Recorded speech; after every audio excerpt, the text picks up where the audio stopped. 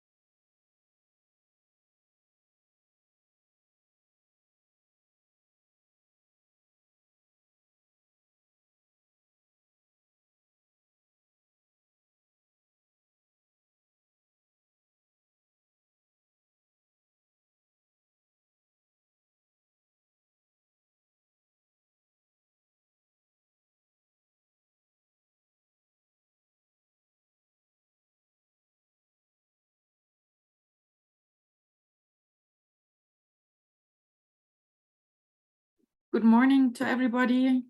We're very glad to have you all here in our webinar today. And especially I wanted to welcome our 2 speakers today, Dr. Christian Roschmann, from a partner at Tauil Chequer in association with Mayor Brown, and Dr. Johannes Weichbrodt. He is also a partner at Mayor Brown in Germany, in Düsseldorf. And as far as I heard, is actually talking to us today from Paris. So welcome to the 2 of you. Thank you for being here with us and discussing our today's topic, which is the German Supply Chain Due Diligence Act, and with a focus on the implications for the Brazilian subsidiaries of German companies. I think it's a very important topic since the law has been discussed broadly in Germany, but I think here in Brazil, for the companies, there are still a lot of questions and doubts how the law is going to work and what it means for the companies here. So I'm very glad to have you both here to speak about this topic. And without further ado, I wanted to pass on to you. I don't know if who of you is going to start. And in any case, the floor is yours, Christian and Johannes. Thank you. Thank you, Claudia. Thank you all. And thank you all for joining us today. My name is Christian. I'm sitting in Sao Paulo, actually, and it's a bit odd to speak in English to you guys. But, well, welcome to the new world. And you guys, of course, also used to speak English with your respective headquarters. So I'm afraid we will have to stick to English today. Johannes and I were not only partners, we are good friends, and we had actually a client requesting us to explain a bit better to the Brazilian subsidiary what the German Supply Act means for them in practice and how to accomplish this. And they had lots of questions. And the funny thing was that when the Brazilian subsidiary reached out to me inquiring about this topic, Johannes had by coincidence given a presentation to the respective headquarters in Germany. We felt that, and this meeting was actually great because to a certain extent, we did this then in a one-to-one session with both the headquarters plus the subsidiary, discussing topics and questions which are more practical related. And we thought that this is something which might be of interest to you guys on the call, because ultimately you are affected thereby as well. And I'm sure that all of you will have had sessions and discussions with your respective headquarters, what to do and what not to do. So I'm from what I've seen from the list of participants, I guess you all already familiar with this subject matter and already dealing with this in a day-to-day thing. And what we thought might be the best course of action in this particular webinar is that we let Johannes talk us through the key issues and give an overall presentation so that we are all on the same page.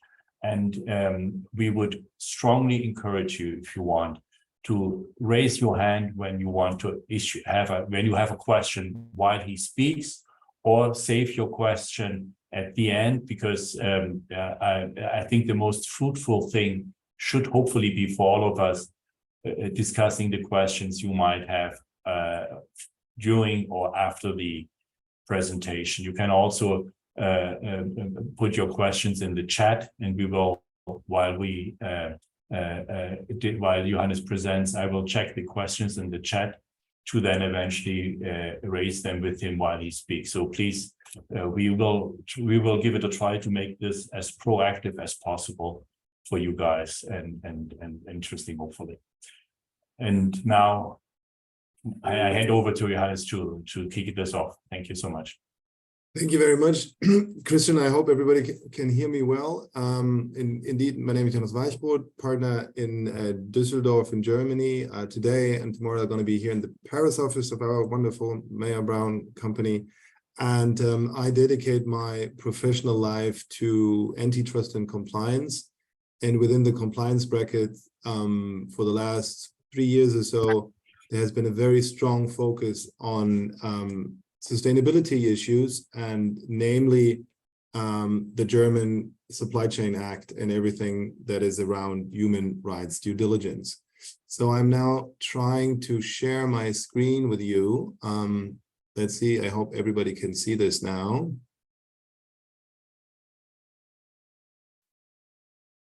Does it work? Yeah. Perfect. Perfect. So just to set the scene a little bit, what are we talking about here? So supply chain due diligence is something that we have been seeing a lot emerging over the last few years. And you see this world map here, where you get a snapshot picture of how the regulatory environment is developing. And you can see that particularly Germany and France, but other countries as well, are very much on the forefront of this. They're pushing this agenda. And there are different concepts on supply chain due diligence and what you as a company have to do. Either you have an actual obligation to due diligence, or you have just a reporting obligation where you report on what you do, but you have no specific obligations that you need to comply with. And the more strict version, of course, is the due diligence with the reporting obligation. And the forefront runners, if you will, are the Germans and the French. The French even have their law a little bit longer. The German law has been effective since this year, and everybody is now implementing all the obligations. And this is why we already have quite a good idea of how this works in practice. So why does it matter so much? What's really the meaning of supply chain due diligence or human rights and business? You can, that's the traditional view, is that businesses do not have anything to do with human rights, because human rights is something that you as a private person have against the state. What should business do with it?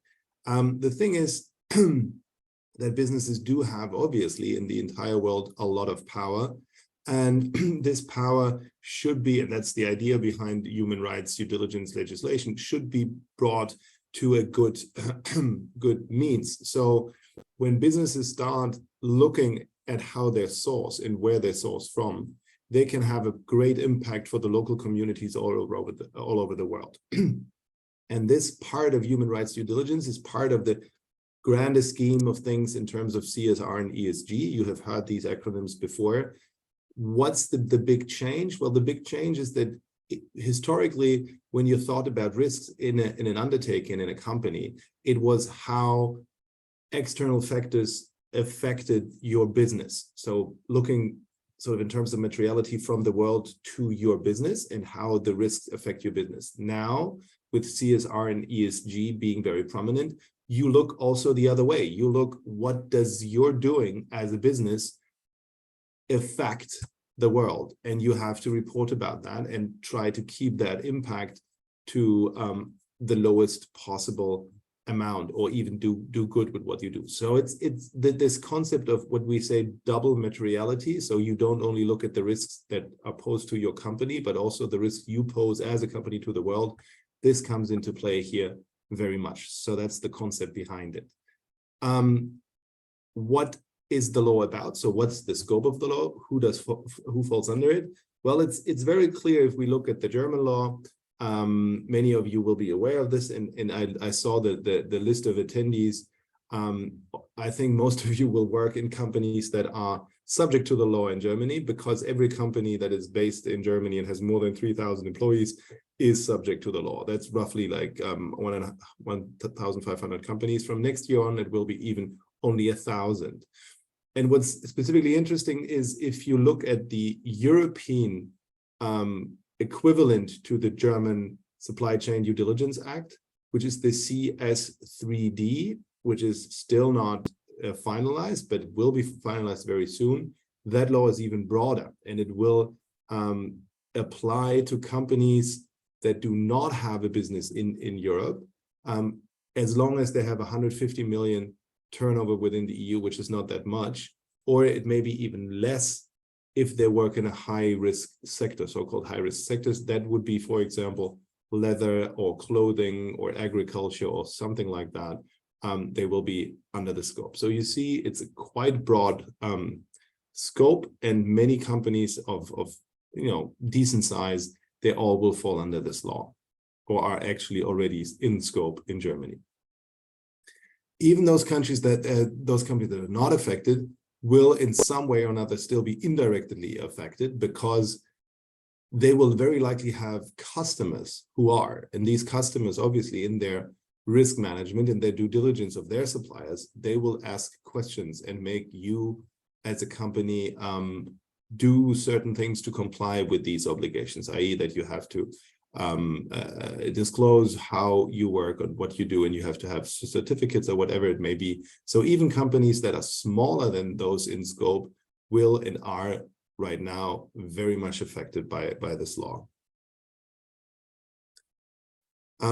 What's it all about? Well, it's about protecting human rights and considering environmental aspects. So the German law essentially lists 12 different human rights and 8 environmental aspects that are laid down in a great number of international treaties. So the law always takes recourse in international state treaties that established a certain standard of human rights. And the reason why it's so similar is because, or the reason why there are referencing these standards, or that referencing these standards leads to the fact that the European concept, which will come into place very soon, is basically the same as the German one, which is good, because once you have adapted to the German one, you will be very well placed to also be compliant under the European one. And this is because all of this goes back to the so-called United Nations guiding principles on business and human rights, which have laid down the concept of supply chain due diligence. And this concept is taken over now by the legislators in the different countries and in the European Union. This is why the concept is fairly the same. So if you adapt to one concept, you should be in a good place to be compliant with all of them. And you see, obviously the rights affected are things like child labor, slavery, unlawful eviction, excessive use of security forces, and then there's even a catch-all provision that says if you do something, or if there's something very severe to sort of human rights that that's so obvious that it shouldn't be done, then it's also covered. And then on the other hand, you have, which is a bit more difficult in practice to handle, you have a lot of rights that are enshrined in these UN guiding principles. For example, freedom of association, non-discriminative wages, freedom of unjustified discrimination, for example, based on gender, rights to in occupational safe workplace, and a lot of other things that are covered. So you see that the objects of this are quite broad, and the law is structured to help that these rights and laws are upheld. Now, who does it apply to? We mentioned before, it's companies with 3,000 employees based in Germany, or with 1,000 employees from next year onwards. And what does it mean? So if you fall under this law, you have to do supply chain due diligence, And this due diligence does cover, or has to cover, your supply chain, which is quite interesting because there are different concepts. The EU concept, which is not entirely reflected here, looks more at value chain, whereas our law looks specifically at supply chain, at least primarily. And supply chain means you have to look at your own business area, which is your business, your plants, your factories, your whatever is under your entire control and is in subsidiaries under your logo, if you will. And then you have to consider your direct suppliers. Those are those companies you have a contract with, so that supply directly to you. And then in terms of indirect suppliers, so suppliers to your suppliers, you don't have to vet them as much as the direct suppliers, because you have obviously less influence on them, but you need to consider them on an ad hoc basis when you have so-called substantiated knowledge.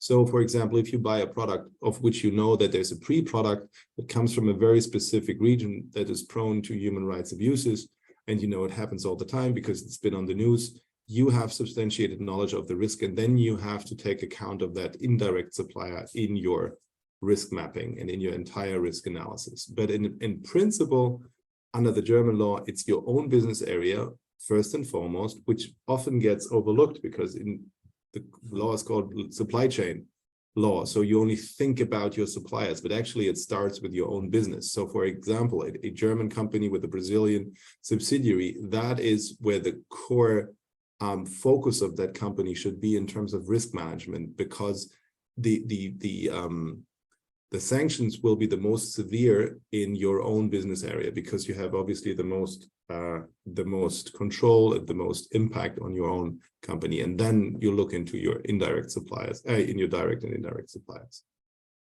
So in this example, if you take Volkswagen, for example, obviously falls under the law, but Volkswagen do Brasil is not a direct supplier of Volkswagen.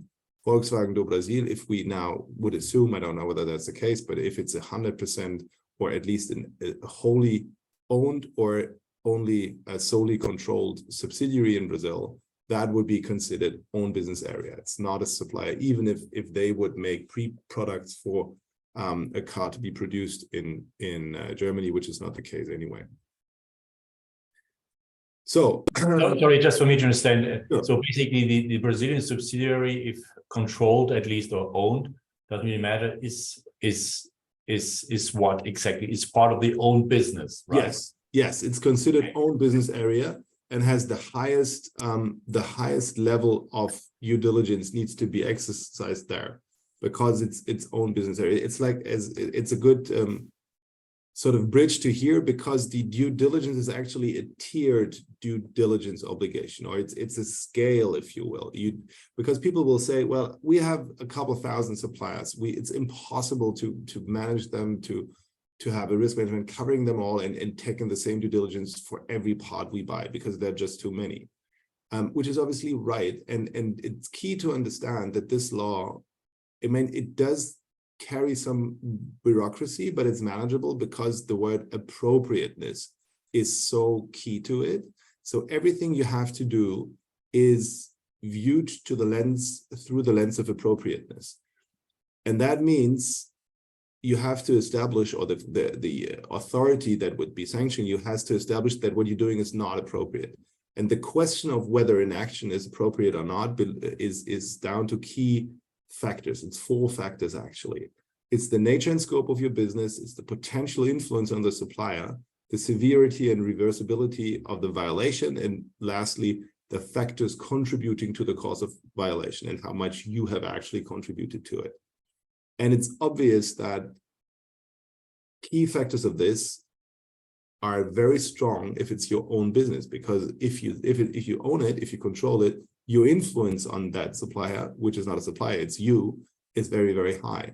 So the more control and the more influence you have on a company, the higher your standards need to be. And the less influence you have, and if you then trickle down the supply chain to companies you have no touch with, then these obligations become less and less stringent. So it's very important for a German company falling under the law that first and foremost, businesses, especially subsidiaries in countries which may be prone to certain human rights or environmental issues, and if we think of Brazil, for example, let's take a manufacturer of leather products that has a Brazilian subsidiary.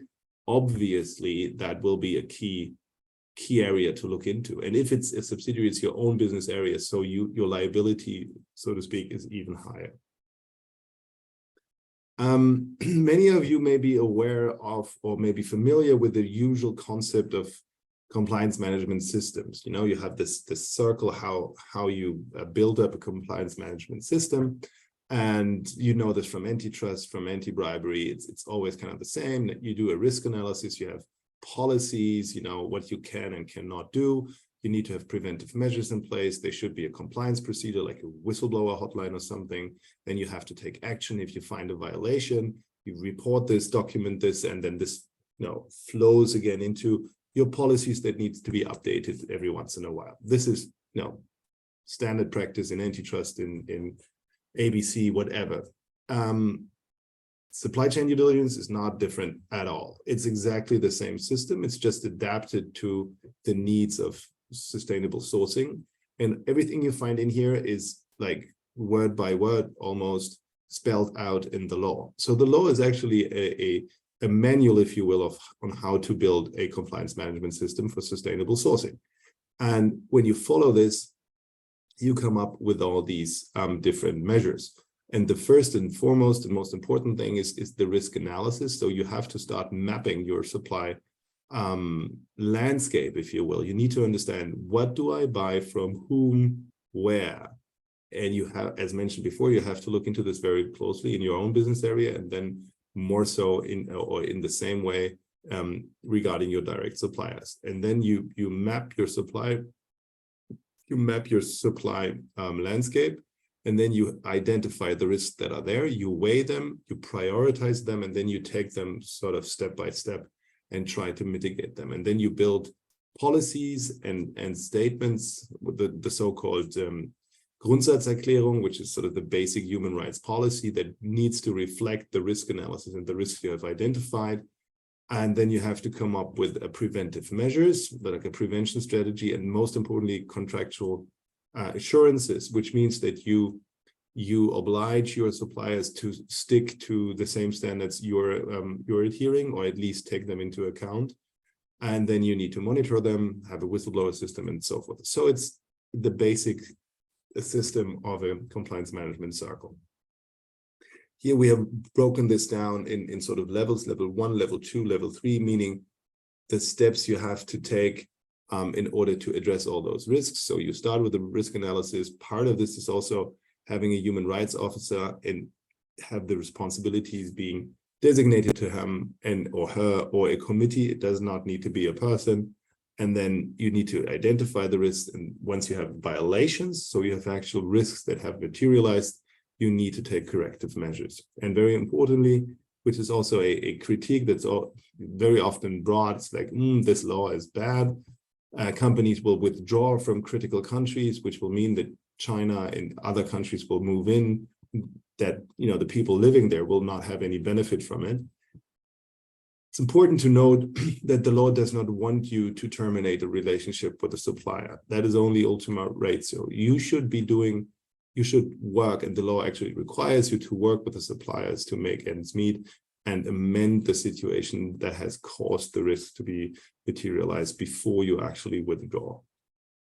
One quick question before you jump. The designate responsibilities with the human rights officer. Now looking at is that individual sitting in Germany, or is that something we need, the Brazilian subs need to have in place as well?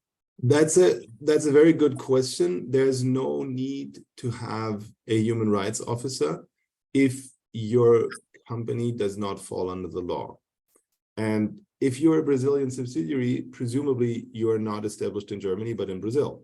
And therefore you will not have the seat in Germany and the 3,000 people in Germany. So you do not, as a Brazilian subsidiary, you do not fall directly under the law.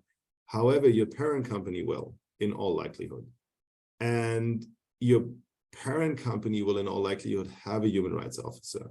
But the human rights officer is only sort of the highest representative, if you will, who sort of monitors the entire thing.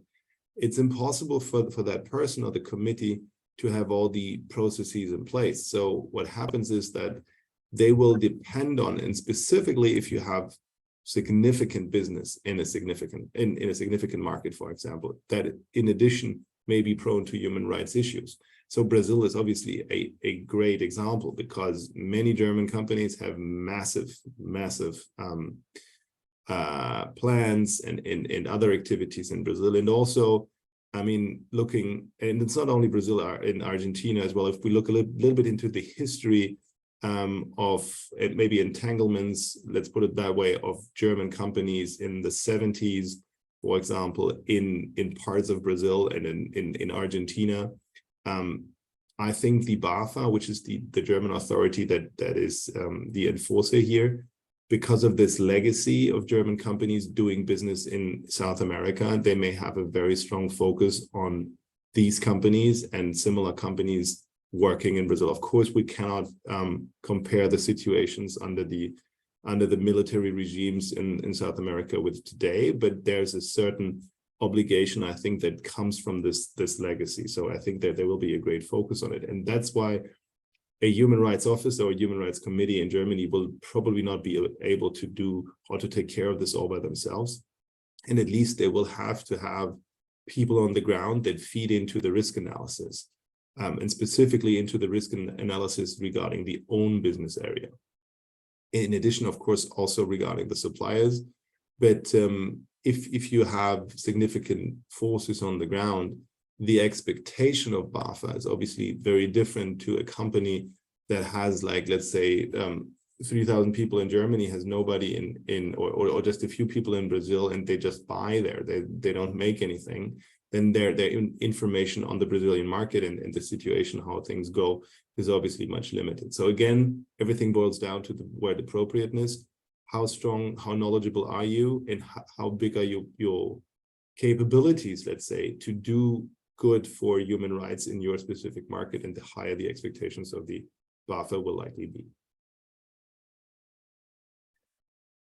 Okay, moving on. That's a bit in that direction. So who's responsible for the supply chain DD, which is interesting, that the European concept goes broader than the German one. So the German law specifically says there needs to be a human rights officer, and the senior management needs to be kept appraised of everything that happens, but it does not really say that it's a director's duty which falls upon sort of the most senior management. And there is no concept of liability for senior management for any violations of the law. I mean, depending on certain cases, one could think of this, but the European proposal is very, very clear on this and tries to make it an additional sort of point in having a director's duty included in the law. In any event, it's very important in both concepts that there's the right tone from the top, because that's typically something that the BAFA will look at. And in practice, and we have been helping a lot of companies in Germany, German companies and foreign companies with significant German business to implement these things. And what it boils down to is that it's impossible to have this just in the compliance or in the legal department or just with procurement. It has to be a team effort because there's so much different angles to it, so many different angles to it. And ultimately then in Germany, at least, it's the human rights officer that will take charge. A few words on reporting. Reporting is super important, and the law requires you to have a yearly report. The first one is to be due in April next year. And that report has to inform the public about everything that you're doing in the LSG space. So in the Lieferkettengesetz, that's the acronym LSKG. And in addition to this report, you also have to open channels, as mentioned earlier, for others to report about issues that you can then take on board and adapt your risk management system. So you need to have very specific whistleblowers systems in place. And usually what you do, and you may be aware of this new whistleblower directive, which is not so new, in most countries it has long been put into practice. Germany was a little bit behind, but if you take a whistleblower system under the new whistleblower law in Germany, you should open it to allow for whistleblower reports being made through it. So you also cover your obligations under the Lieferkettengesetz. Quick interruption, sorry. We got one question, and actually it's a good one. I think it's in relation to the due diligence of my suppliers. Must all suppliers due diligence, or must this be a supplier with a certain relevance to the business as a whole? Because of course, right, if you are a large company, you have thousands of suppliers, and sure, you can't apply the same due diligence standard to each and every. I think this goes into the appropriateness discussion. Exactly. It's the appropriateness. So let's take, for example, maybe not a manufacturer, but a trader or a wholesaler. We have been working for a company that has massive wholesale markets. They have, I don't know how many million products on sale, and they have far over 100,000 suppliers. It's obvious that they cannot look into each and every one of them. But what they must do, and that goes to the mapping, identification, weighing, and prioritization, and there's actually a guidance out, meanwhile, by the BAFA, how that should be done, and I will come to this in a minute, but just here very briefly. You have to look at your entire supplier base. And then you have to have some sort of filter how you make this manageable. So how you shrink the analysis to a manageable size. And for example, you can say certain products have, by experience, so little exposure to human rights or environmental problems, I leave them out entirely. Or I say, certain regions I will not look into because I have so many critical countries, I don't know, in Africa, Southeast Asia, South America, Middle America, Central America, that even if I'd look at these, I simply have no time to look at anything else. So I focus on different regions, and then within the regions, I focus on certain products.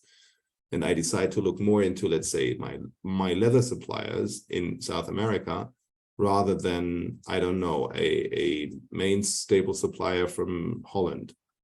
Although that doesn't mean that in Europe you don't have human rights issues. Specifically in the agricultural area, you obviously have, even in Germany, you have many issues with like low paying wages and what have you. But in terms of how you weigh the risks, you can really focus. And it's all about, in the end, it's all about explaining to the authority, why have I looked into this and why haven't I looked into that? And if you have a good story, and if you have more than, if you have only one person that works like 30% of their time on this, while you have 100,000 suppliers, then the authority will say that's not sufficient. But if you have an entire team that dedicates their force to it, and which is appropriate looking at the amount of people working in the company as a whole, then you can and have to identify, weigh, and prioritize your risk management. Okay, this is finishing of the reporting. This is a questionnaire that doubles as a report, if you will. So the BAFA has published this, and it's an Excel-based questionnaire which addresses all the obligations under the law, from risk analysis all the way to remedial measures. And when you answer that, then you can, in the end, sort of push a button, and this will double then as a report. So you don't have to report it, you don't have to write a report on your own, but you can take this questionnaire, which you're obliged to fill out anyways, and then have this being used as a publishable or non-publishable report. Enforcement, so we spoke a little bit about this already. It's the BAFA, Bundesamt für Wirtschaft und Ausfuhrkontrolle. They have now built a small building in the wonderful city of Borna, somewhere in the middle of nowhere of Saxonia, and have tried to hire people who are really keen on working on this. I think that the topic is good. The place is probably not as good, but no offense to anybody from Saxonia maybe joining this call. But they have very broad discretion in how they enforce, and they have very, very broad powers. And the entire thing is a little bit similar to what we see in antitrust. So we expect this to be a very, very sharp sword. And besides prosecution, they're also in charge with publishing guidelines, which they have already done in certain aspects, for example, regarding the reporting and the risk management and the risk analysis. Speaking of sanctions, this is indeed severe. So for many of you will be working in companies, they would fall in this second branch here. So any violation of the law, so not being really diligent enough, would be punishable with 2% of your annual worldwide group turnover. So that means not just the German entity or the Brazilian one, there will be the entire group. So it's a very, very strong and heavy and sharp sword. So here, speaking of guidelines that the BAFA has put out, this is an example of what they have published in terms of how to build up a risk analysis. You can imagine in the details, it's quite difficult. Unfortunately, the guidance doesn't really address the details. It more or less speaks out what is already in the law. But the main key points here are that you have to look at your own business first, which I mentioned before. Where do I manufacture and how? Then you look into your direct suppliers. Where do I purchase from and from whom?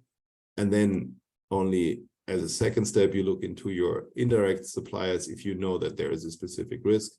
And that you put into what we call an abstract analysis. So you visualize your whole supply chain and you look at it by industry or sector, by product, and then specifically by country or region. And there are several indexes out there that you can take for specific risks in specific countries. So you have a heat map or a risk map, and then you take out specific countries or products you will then in the individual risk analysis look further into. So first you have a risk mapping, i.e.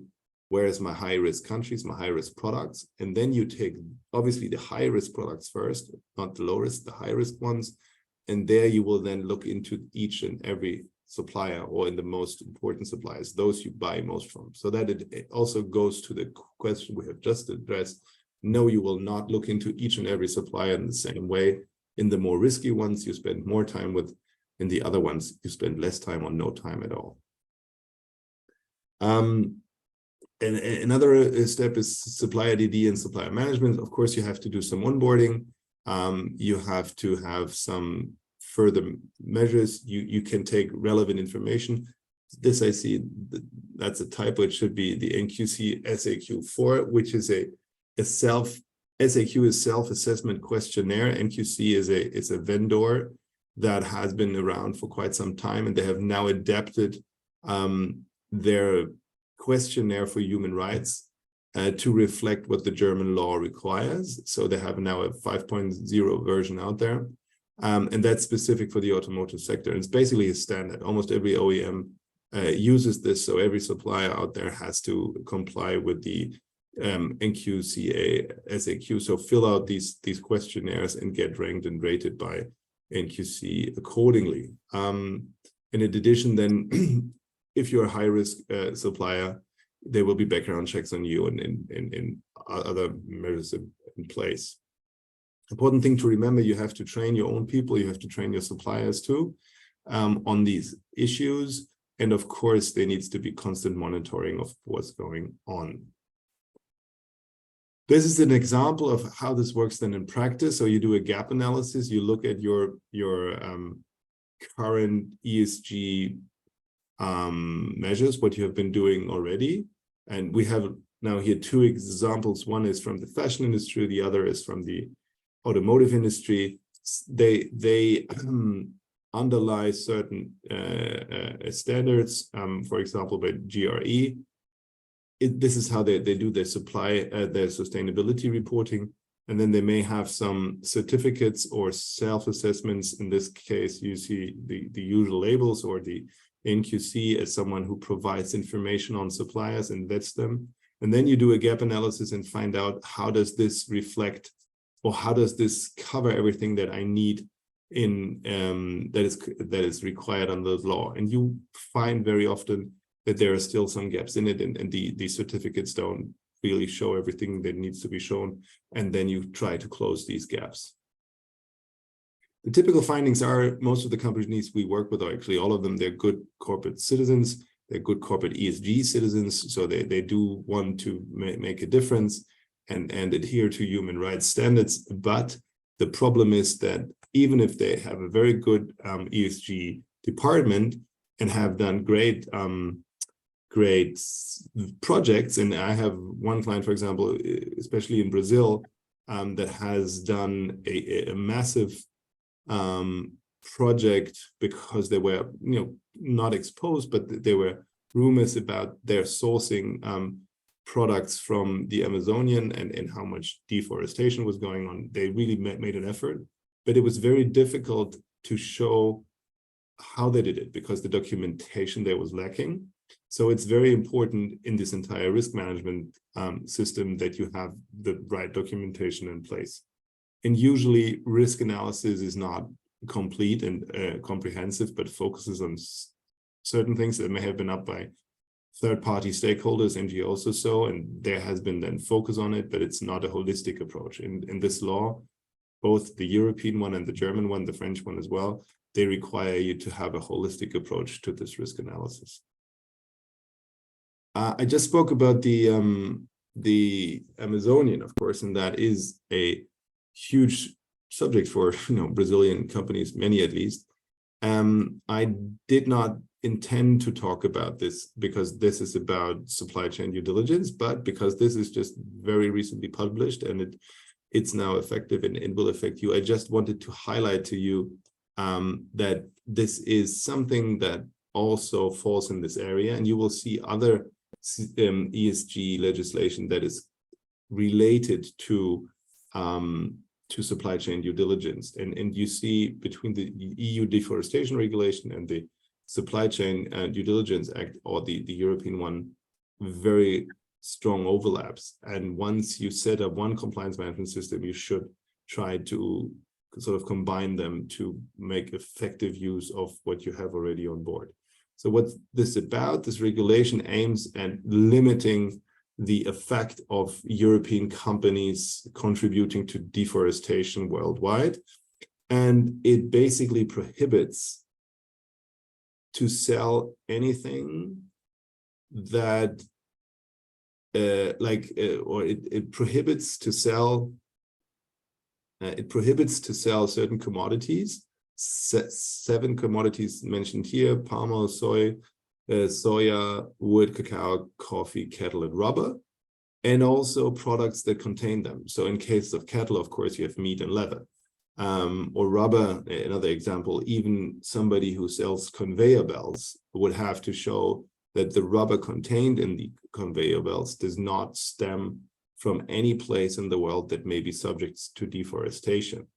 And the standards are quite high. So the regulation says you need to adequately, conclusively, and verifiable information that the relevant products are deforestation free. So you really have to have pretty good data to show that the stuff you are selling does not come from places that have been deforested.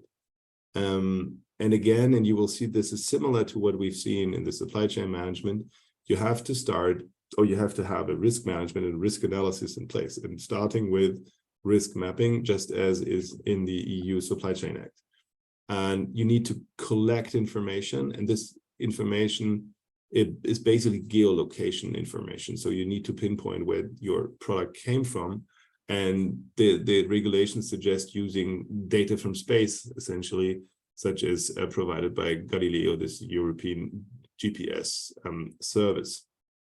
And then you have to do a risk assessment. Again, you identify, then you weigh and prioritize your different risks, and you have to take risk mitigation measures, which are a bit different as in the supply chain world, because here you have less possibilities to mitigate. But if you find a risk, if you consider your product to be at risk to come from such place, you have to have further information. You have to investigate deeper in order to make sure that you don't keep buying or keep marketing products that are from these areas.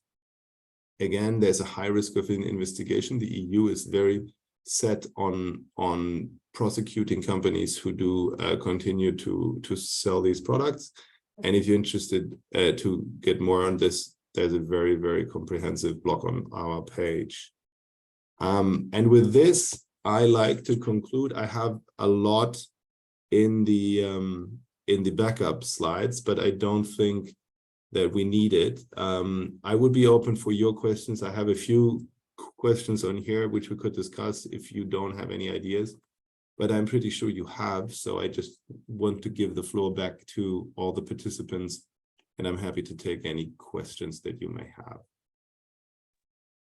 Thank you, Johannes, very much for your presentation. We already have some questions. Christian, if you want to moderate the questions, I think that would be a good idea, so you can go back and forth with Johannes.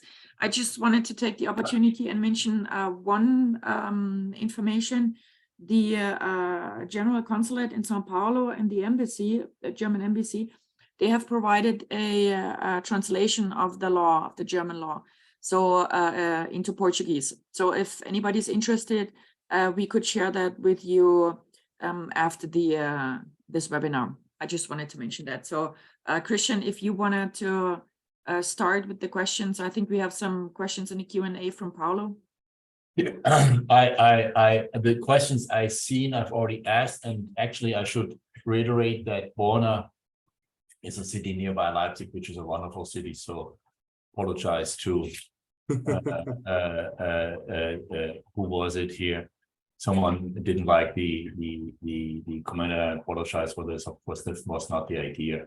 No, of course not. And to be honest, I look at the picture here. It looks to me like Paris, right? So it's a bit confusing because we're talking about the German law. But anyways, it's European legislation ultimately.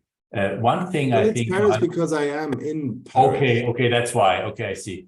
One thing which I think I recall from the other discussion we had, and I think which I didn't really get here as clearly in this presentation, Johannes, is what happens if there is a breach, and what is the obligation of the company to do? I think that's something which you might want to explore a bit, because ultimately it's just and that's why it's all about documentation to a certain extent, because companies need to show that they implement the system, not necessarily that they avoid the breach. Would you explore this a little bit? I think that's something which is actually quite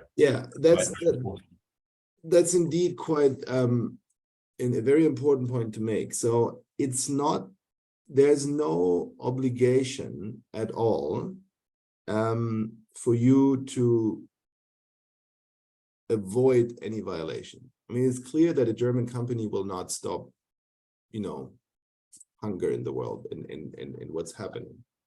Your only obligation is an obligation to try your best, if you will, and to exercise due diligence when sourcing. So you're not to guarantee that human rights are not being violated, but it's rather that you have to oblige with your own obligations. So you have to do the risk analysis. You have to do the risk mitigation matters. That's what you will be held accountable for. Once you have detected the risk and once you have detected actually a violation of human rights, then you need to mitigate these risks as much as you can and in an appropriate way. And that can mean that you sit down with your supplier and come up with a strategy or a plan to address the specific issue. Let's say, for example, if there has been excessive use of security forces, you develop a plan with your supplier why these excessive forces have been used and how other measures could be taken in order to establish security in the specific plants. So you will engage with them to amend the situation, but you are not accountable for the violation itself. You're only accountable for having done what you needed to do in order to avoid the situation, but you're not liable for the violation itself. So sort of just into my simple mind, if I have a supplier who has alleged slavery working conditions on a field, for example, then the BAFA might eventually look into this matter and they will decide not to fine me as a company because I've taken all the measures I could have possibly taken to detect that risk. And if they figure out that I didn't take the necessary, that I wasn't diligent when working with this particular supplier, or they didn't have a system in place to detect this, then I will get a fine. Is that sort of how it works? Yeah, exactly. If you have not done your obligation of diligently establishing the risk management system, or if you have identified a risk but have not acted on it, then you're liable, but you're not liable for the violation itself. So basically, to the question which we had before from one of the colleagues on the call, if I have made an assessment as to appropriateness, I have 10,000 suppliers and I've divided them into groups, and let's say one of the least relevant groups all of a sudden has slavery working conditions which I have not even looked at, then I would have a hard discussion with the BAFA, I guess, as to whether it was appropriate not to look into that particular supplier, right? Exactly. To avoid a fine. Exactly. So I mean, if it's in line with your risk assessment, and if you need to be able to explain why you have looked into these companies and not into those companies. And if it's a plausible explanation, for example, this slavery happened in a country which is very, very unknown for dire working conditions, and in an industry where this is even less prominent. And if you can then show, well, I have so many suppliers from really, really bad places that I did not look into that one, then the likelihood that you will receive a fine is very low, because you did what you had to do. You did your risk analysis and your risk management. If you cannot explain why you haven't looked into this supplier, then you have a problem. So it's all about documentation and showing to the authority that your risk management system as a compliance management system is working. And it's clear from the outset that however great your system will be, you will not be able to avoid and prevent each and every violation of human rights in the world, even if they happen at your suppliers. You just need to be diligent in sourcing them and working with them and having the right measures in place. Let's see. Maybe one last question, because we're coming to an end, and you mentioned the new regulation on deforestation, or avoiding buying products from deforested areas, which will come into effect at the beginning of 25. Ursula von der Leyen was just in Brazil and actually met with the Brazilian president. And one of the key themes is, of course, the enactment of the free trade agreement between Europe and between Europe and Mercosur. And we all know that there is lots of resistance within the local parliaments because of, let's say, environmental aspects, and that the European Commission sent over to Brazil a side letter setting forth certain environmental criteria which must be met on top of what has already been agreed in the treaty itself. This guideline, I suspect, which will come into effect at the beginning of 25, is certainly indirectly part of that side letter. And I wonder, how on earth would you define what is a deforested area? Because, to be honest, at one point in time, there was forest. How do you deal with that? Europe was a forest as well at one point in time. Yeah, well, the year that's critical here is 2020. So we're not going back to when Europe was a jungle. So they look at geodata from the recent years and see if the products are being made in places that in 2020 were still jungle.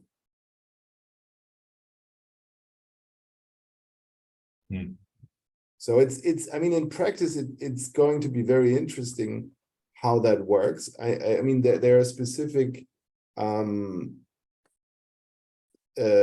companies in place that provide this data, as far as I understand, but in terms of the human rights issues in the environment, and even in more human rights than in the environmental space, there's already a market for a long time in terms of certifications of suppliers, in terms of determining working conditions and all of that. So you can buy these reports, that there's publicly available data. The German Ministry of Economics has provided access to an open database where you can sort of enter your product and enter a country or region, and then this free accessible open database will tell you the abstract human rights risks associated with that product in that region. I don't know whether that amount of data is already available for the questions of deforestation, and frankly, I'm pretty sure it's not. But the deforestation regulation makes quite specific requirements or describes what kind of data should be collected and how it should be done. And that will definitely be a sort of bureaucratical problem, but I think it will be, as time moves on, will be automatically done and provided by third parties as these other parameters as well. Okay, thank you, Johannes. Are there any other questions? I'm just looking here at the chat. I think we have one more translation. I think it was. Yeah, sorry, Claudia. Go ahead. Shoot. About the risk analysis, how a good or sufficient risk analysis should look like. And to have an example or an orientation a bit more tangible. That was the question. Let me see. That's the project plan. Do we have? No, we don't. I didn't bring a risk analysis map here. So, well, I mean, it's in principle, there are two ways how you can do it. Either you entirely outsource this to a third party, or if your supplier base is manageable, you do it yourself. And what you basically do is you try to draw as much information from your SAP or whatever system you have, ERP system, and you then cluster your suppliers. So you have an Excel spreadsheet that says name of the supplier, location of the supplier, product of the supplier, plant of the supplier. And then you cannot, and then obviously how much you buy from them. So the value per year of product you buy. And if you have that information, also the share of wallet you have with that supplier. So if you know it's a small supplier, you're buying a lot of them from them, then obviously your influence in that supplier is much bigger than when you're buying from a multinational, only a small amount of product. Excuse me. So you have these parameters in an Excel sheet, and then you rank them by using data that is provided from NGOs or what have you. There are different indexes that show you mapped by specific human rights issues which risks are very prevalent. And most of this data is publicly available. And then you come up with an Excel sheet and a sort of a traffic light, a heat map, if you will, where you cluster the suppliers that produce in countries prone to human rights issues, products that are specifically prone to human rights issues. For example, the mining industry in I don't know, in some Southeast Asian or even South American countries. And then you rank those suppliers in red and others in yellow and green. And then in the next step, in your individual risk analysis, you take each of the red suppliers and vet them and have them, provide self-assessment questionnaires, provide them certificates of third parties or what have you, to establish the individual risk with each and every supplier. So starting off with an abstract risk map, red, yellow, green, or whatever shades you have, and then step by step, year by year, going through the list and vet the individual suppliers. Sorry. I noted, and I apologize for this, there was another box where questions could be put in. So there's another one. Is the BAFA going to audit already to come to us companies here in Brazil in 2023? No. Or only from 2024 onwards? No, they can't. I mean, two things. Whether BAFA will audit in Brazil or not, I mean, that's highly unlikely. What they will do is they will audit in Germany, that's for sure, and they're already working. And what they have done, for example, they have sent out a questionnaire to 80 companies that they had on their priority list, asking them how they're implementing the law. And they will not levy a fine this year, and they will not levy a fine next year. They cannot levy a fine this year because the obligations are limited this year. So it's basically you have to have a human rights officer, and you have to have you have to start with the risk analysis, but the first report due is only in April next year, and they pushed this forward to summer even to allow for more time, because the obligations are sort of backward looking. So in theory you could come up with it in the end of the year. So they're not actively prosecuting anyone now, but they are.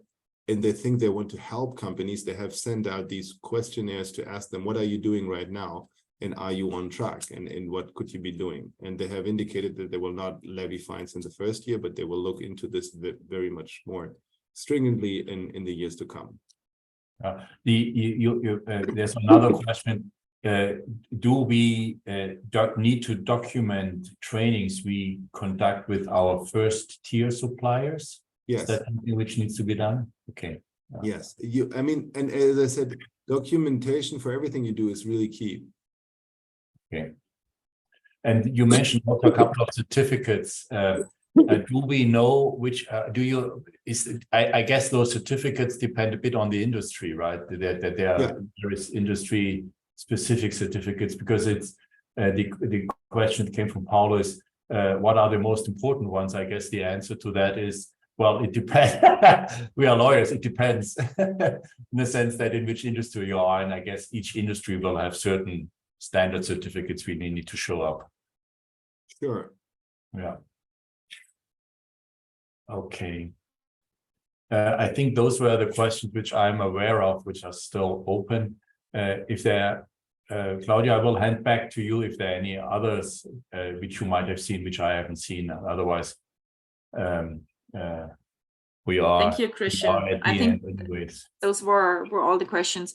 I would like to ask everybody before leaving the session to answer our questions on your further interest on the topic and how you liked our webinar. So please reply.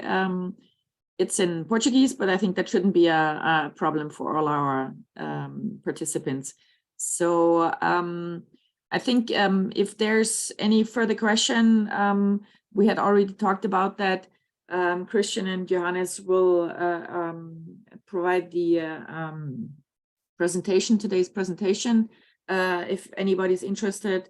And if you would like to, this webinar will also be available on our YouTube channel if you are interested to hear it or to revisit certain aspects.